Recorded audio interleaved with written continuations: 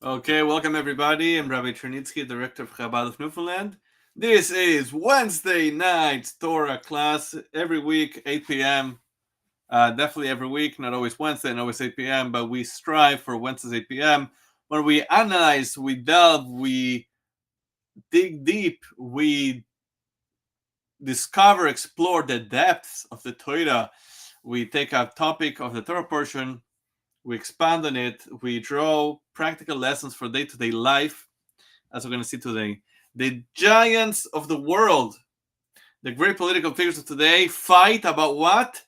Not about money, not about power, about clothing. We all saw the explosive meeting between Trump and Zelensky this past Friday in the Oval Office. What was one of the things that really ticked off President Trump?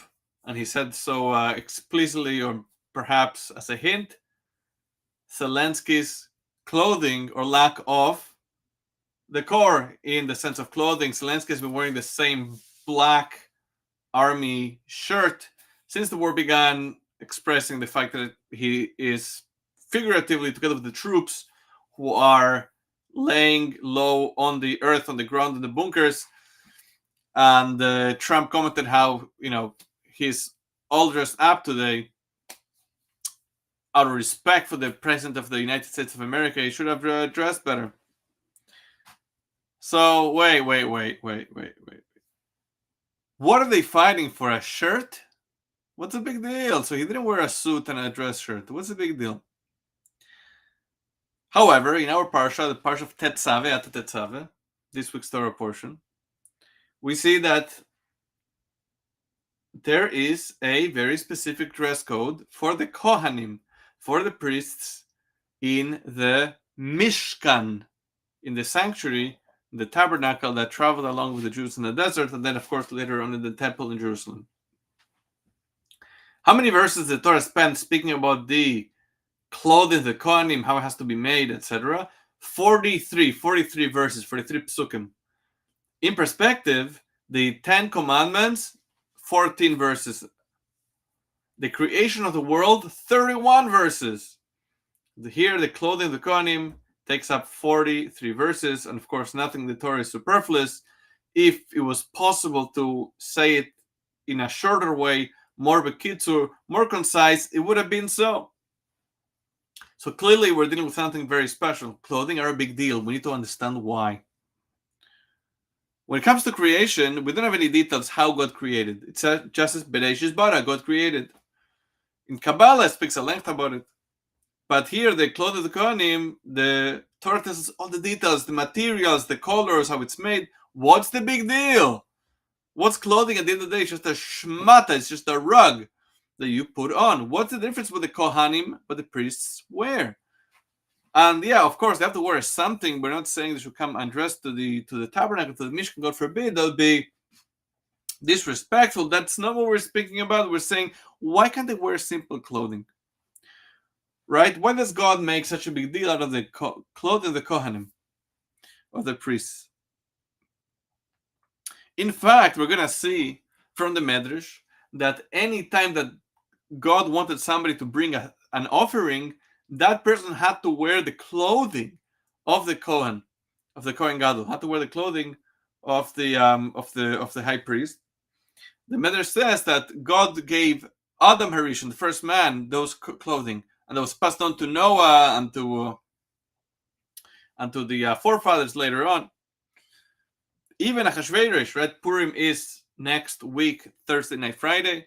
The king Achashverosh, the wicked Persian king, he invited all of the Jews in Persia, and he wore the 8 garments of the Kohen Gadol, right? As we know that the Babylonians had plundered the temple, brought everything to Babylon, and then the Persians beat the Babylonians, and that became the Persian Empire. Anyway, so the Persians had access to all of the things from the temple, and Achashverosh put on all 8 garments of the high priest, which of course is extreme heresy and a great insult to Hashem.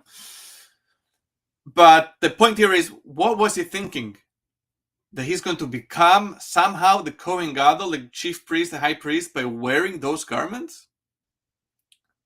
a powerful question which is fundamental to our belief. And that is about tznius, modesty.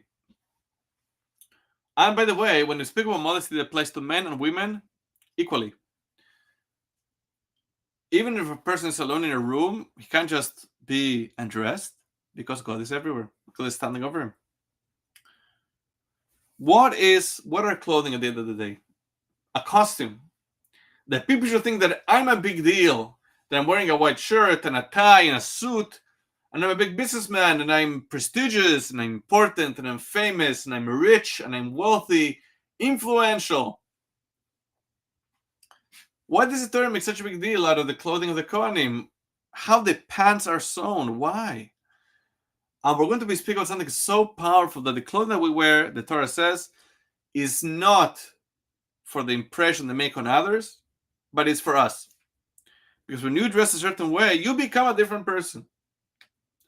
We know that radio personalities are not allowed to go to work in their pajamas. You would think, who cares? Nobody could see them. What's the difference? The difference is that when you dress a certain way, you act a certain way. You act different. The clothing that you wear takes you to the place you want to go. The reason why people spend so much money in clothing, $3 trillion a year worldwide. Every company has a dress code nowadays. Why? Simple, because when a salesman is dressed in a white shirt and a black pair of pants, he acts differently. He acts like a salesman. He takes himself more seriously. He doesn't waste his time. His job, what he's actively doing, changes based on what he's wearing, based on the clothing that he's wearing.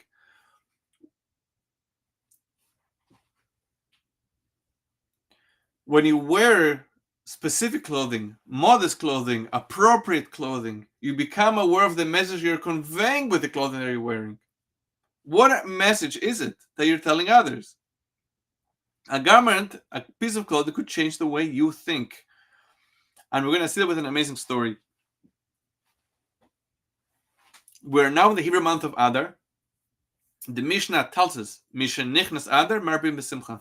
When Adar comes in, we should increase in our joy because the month of Adar is a good month for the Jews. That's when the decree to kill all the Jews that was proposed by Haman, signed by Achashverosh, was supposed to take place, and it was overturned. So the Megillah says the whole month was transformed to be a happy month. Now, what if I am not happy? What if I'm just not in the mood? I'm just not feeling it. When Adar comes in, we increase in our joy. Maybe I'm not feeling like increasing in joy. Maybe I'm having a bad day. Maybe I'm having a bad week. Torah says, put on a happy garment, something that makes you happy, and you'll be happy. You have a choice with the clothing that you put on, which extends not just to physical clothing, but also to spiritual clothing, which is our thoughts, what we say, our words, and our deeds, our actions, what we do. You can change your reality. As the story that I'm about to tell you shows, there was a lady born in Russia, Taibe Lipsker. She got married, she had children, and then the family moved from DP camp to DP camp until they moved to the United States of America. Of course, in the United States, they didn't have the constraints, the persecutions they had in Russia. But to make a living as a religious Jew was extremely difficult. Everybody knows that a Jew would get a job on Monday and quit by Friday so as not to have to work on Shabbat. In America, if you wanted to have a job and be able to support your family, you had to work on Saturday, Shabbat, God forbid. Factories wouldn't close, business wouldn't close for the weekend, which was a tremendous, tremendous challenge for religious Jews. So this lady, Taiba Lipsker, she went through this whole ordeal, and she asked the Lubavitcher Rebbe, how can I regain my joy in life? How can I enjoy life again? She had a very difficult life. The Rebbe told her, whenever there's a wedding here in the neighborhood in Brooklyn, in Crown Heights, the Chabad neighborhood, get dressed the way you get dressed for a wedding, and go dance. And that's what she did, and she became a staple at weddings for many, many decades. Fast forward to the year 2007, her oldest grandson was getting married, and the whole family is dressed. They're by 770 Eastern Parkway, the main Chabad synagogue, ready for the chuppah, for the wedding canopy. The wedding is about to begin. Taibe Lipsker, the grandmother, is not feeling well. She gets taken to the hospital. The family follows her. They're all ready for this wedding, right? And she soon passed away in the hospital, surrounded by her family, her close family, all in their best garments, dressed for a wedding. She died the way that she lived. Clothing creates a reality. The clothing takes us where we want to go. There was a study that they made people sit by a screen, and they had to detect. They saw a bunch of people walking through the screen on the computer, and they had to detect to catch people wearing a hoodie, the criminals. And the group of people was wearing the regular clothing. The other group was wearing the uniform of a police officer. And they found that the people wearing the police uniform caught more of these criminals wearing hoodies on the screen. Just as we were saying before. And so this is the idea of the clothing of the Cohen in the Big Kahuna. If you want to be holy, you need to dress holy. Comes Shabbat, Shabbos. It doesn't matter if you feel like Shabbos or not.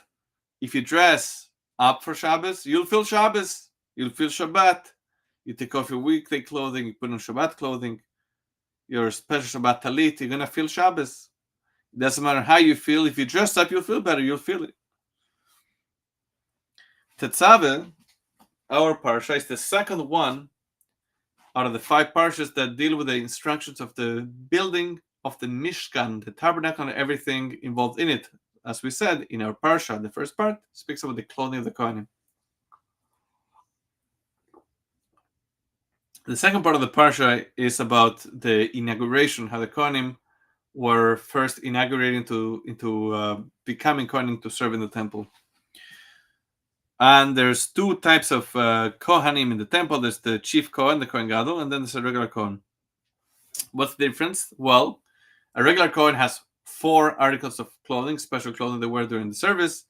The ketoines, the special robe, the mikvahs, the special hat, the special pants, and the sash. It's all very simple linen clothing, white. The Kohen Gadol, the chief Kohen, wore, besides those garments, an extra 4 that only he wore. The extra 4, the tzitz, special plate on his forehead. The male, another robe, which was very beautiful. Then the ephod, the special kind of apron. Then the choshen, the breastplate that he wore. And the Torah says that these clothing are the kavod le'tiferes, for glory, for glory and for respect, for honor. And Maimonides, the Rambam, says that the clothing of the Kohen Gadol resembles the clothing that kings would wear. Right? That the Kohen Gadol should look like a king. The point is, people notice, people sense that there's something special going on.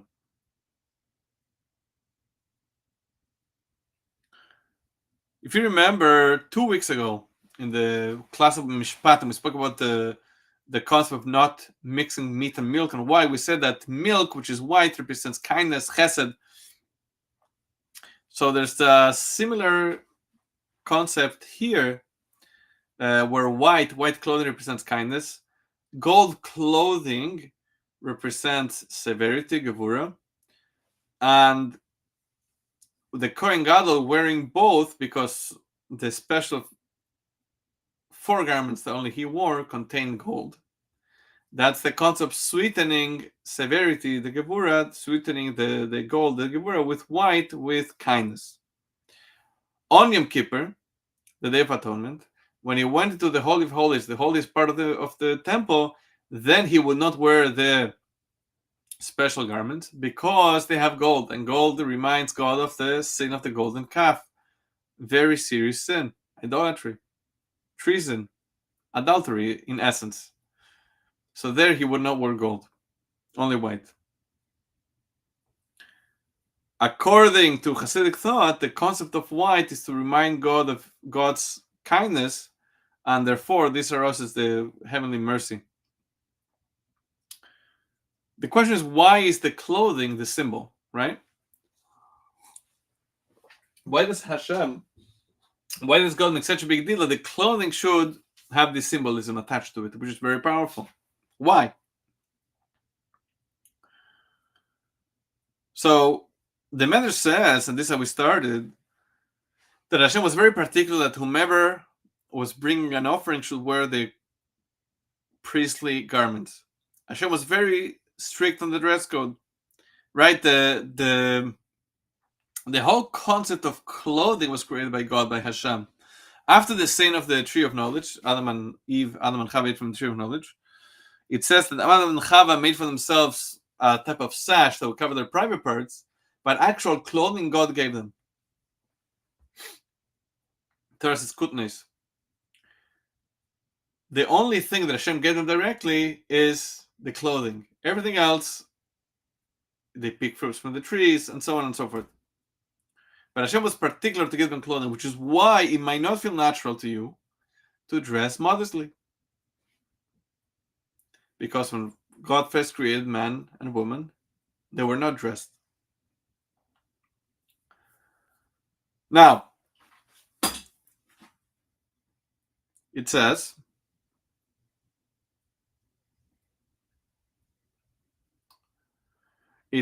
that in the Torah, Parshas told us, there's a small fight, a small argument between Yaakov, Jacob, and Esau, his brother. Esau, as you know, was wicked, and he would trick people, trick his own parents, deceive them.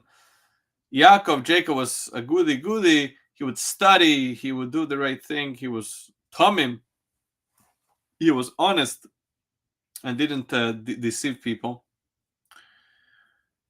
It says there that Jacob wanted to buy the right to be in the first one from Esau. Why? Because Jacob wanted to wear the priestly garments.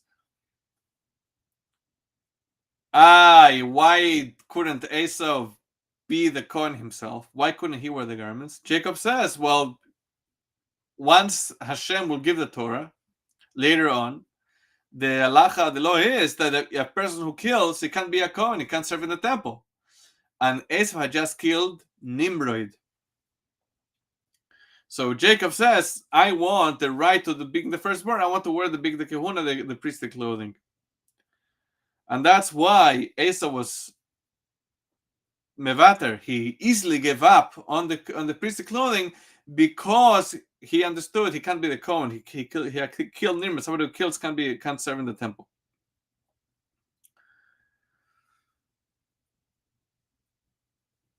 I'm skipping here.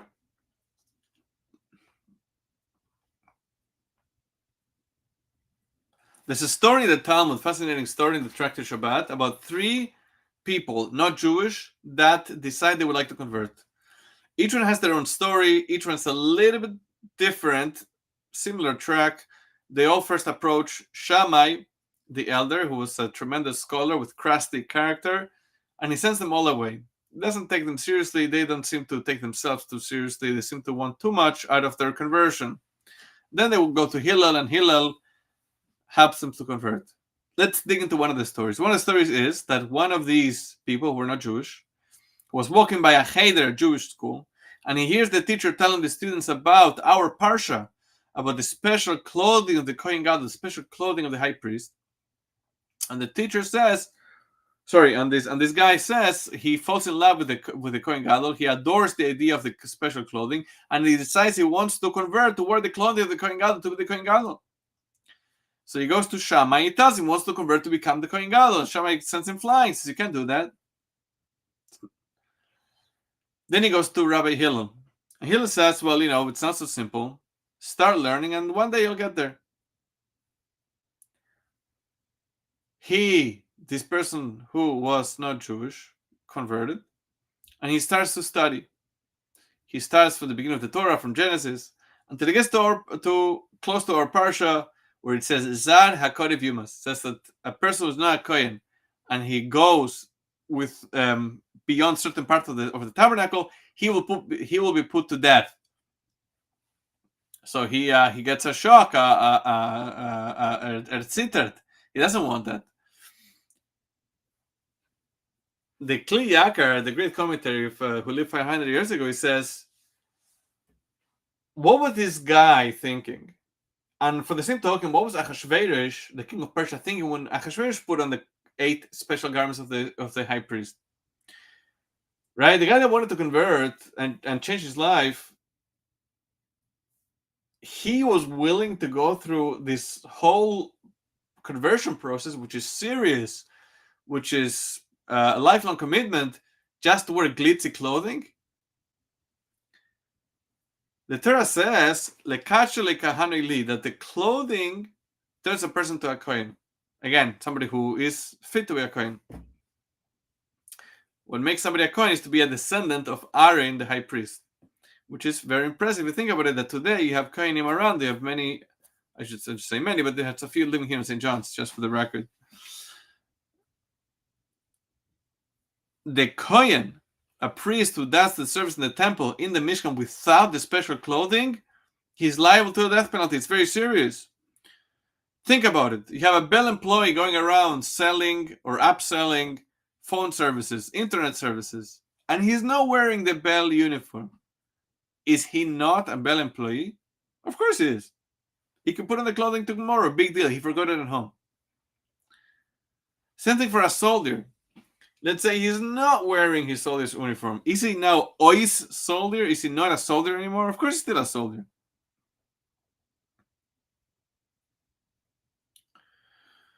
So what's the concept of clothing, right? We have the Purim here around the corner, and Purim, the custom is to wear costumes. And to wear a costume, a Jewish costume, is pure and holy. We don't make fun of it. It's very serious. It came from a proper source. Why do people get dressed? This is a beautiful, beautiful insight. The reason why we wear costumes on the holiday of Purim is to show the victory of the war against Amalek. I'll explain. What was the first fight against Amalek? The fight, so to speak, between Jacob and Esau, his brother. And it was about clothing. Why? Because Jacob got dressed as his brother Esau with Esau's clothing, the hairy clothing, and went into their father Isaac Yitzchak to get the blessings that Isaac had wanted to give to Esau. Now, was Jacob right in stealing the blessing, so to speak? I don't know. Until he's vindicated in the Megillah. How is he vindicated in the Megillah? Because the descendant of Esau, which is Haman, he says about Mordechai, Yaviu levush malchus. They should bring the kingly garments worn only by the king and should put it on Mordechai. I'm telling you the details out of context, but follow me here. Haman says Mordechai should be dressed in the big day malchus, in the kingly clothing. And this shows retroactively that the Jews, that this Jacob and his children were right. That Jacob did not deceive anybody when he dressed up as Esau. He wasn't lying. He was deserving of the blessings. Because here he gets a stamp of Haman when he says that Mordechai, a descendant of Jacob, has the right to put on the kingly clothing. Right? Afterwards, when Mordechai is all dressed up, this is one of the parts of the Megillah, of the Scroll of Esther, that everybody in the crowd reads together. And this is where it's at, that Haman is acknowledging that Jacob is the firstborn, and he has the right to get those blessings. Now,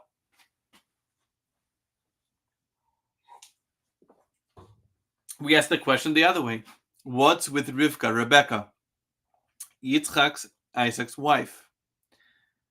Why did she have to seemingly deceive her husband by dressing up Jacob as Esau, why couldn't she sit down with Yitzchak, Isaac, and have a conversation?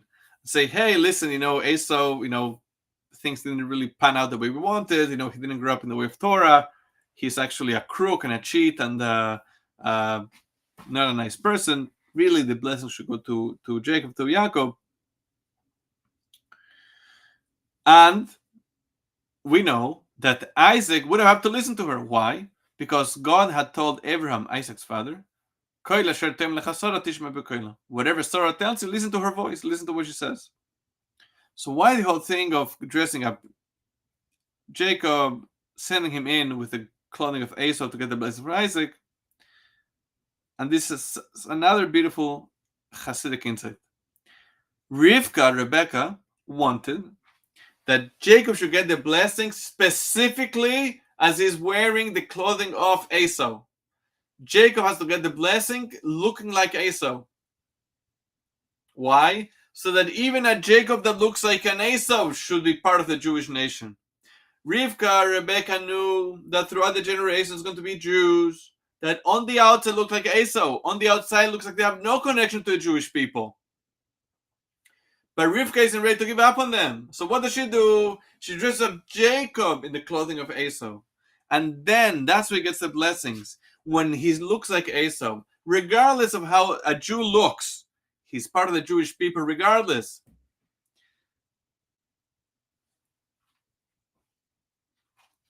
The Gemara says,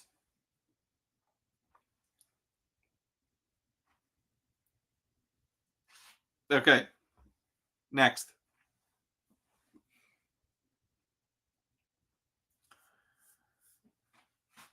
What happened in the story of Esther when all of the Jews, without exception, repented, became fully, willingly observant of Judaism. The costume fell off. The clothing for Esau fell off. The Megillah isn't just a happy story. It's the biggest point in Jewish history. That's the point when the Jews are in exile, not in the land of Israel. We know that many of the Jews ate from the non-kosher feast that Achashverosh had made, even though he also provided kosher food. He put out all of the vessels of the temple to disgrace the Jewish people, to embarrass the Jewish people. But when Esther said to Mordechai, gather the Jewish people, v'tzumo olai, shleish yamim laila v'yoyim, and fast from me for 3 days, night and day. Everybody came. Not a single one didn't participate, including the women and the children. This is something that had never happened before in history. Right? We know that only 20% of the Jews left Egypt. The other 80% died in the plague of darkness because they wanted to stay. The Megillah tells us all the Jews came to that fast. Whether it was the Jacob that looks like Jacob or the Jacob that looks like Esau, they all came. The Megillah shows that a Jew is never disconnected. It doesn't matter what he looks like, even if he's wearing a costume. His soul is part of the Jewish people. And sometimes it's only through a tough situation. Like today, after the terrible, horrific, disgusting, vicious attack by the Hamas terrorist organization against the sovereign country of Israel and the Jewish people at large. Never before in history have we seen such an isoiru, such an awakening. That people are coming closer to Judaism. They want to put in tefillin. They want to light Shabbat candles. Amazing. People that don't have a background. As the stories we're seeing now about Keith Siegel, who was secular and lived in a secular kibbutz, but started making a blessing on the bread he got, the pita, the small piece of pita he got from his captors, his vicious terrorists. He will make a blessing because he found God in his suffering, even in his suffering. Or like Daniela Gilboa, who, this is a clip you could see, who said that her and the other soldiers, they would sing Shalom Aleichem Friday night in Arabic as an act of defiance.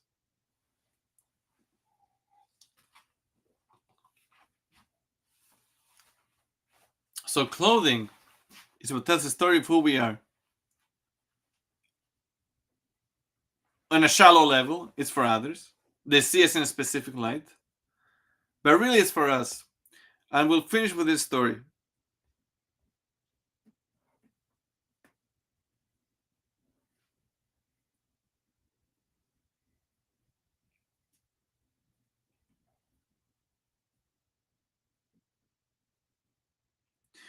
So the story happened 25 years ago. This happened in Purim Tov Shin Samach. This is in the year 2000. There were two young boys, two young Chabad boys. A boy by the name of Shmulik with his older brother Mendy. Last name is Ofen.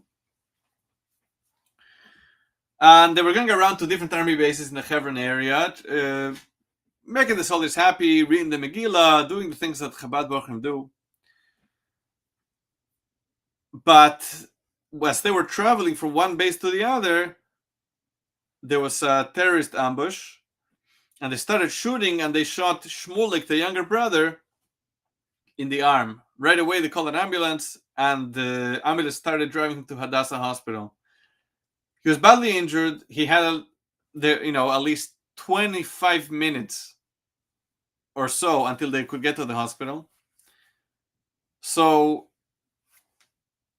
Shmulik is dying in the back of the ambulance. He needs to be treated right away, but they're not going to get there in time.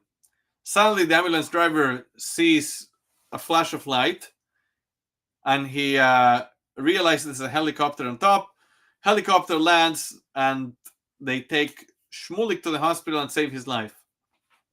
Great story, right? Now, how in the world did the helicopter get there? Why was their helicopter taking this young boy to the hospital?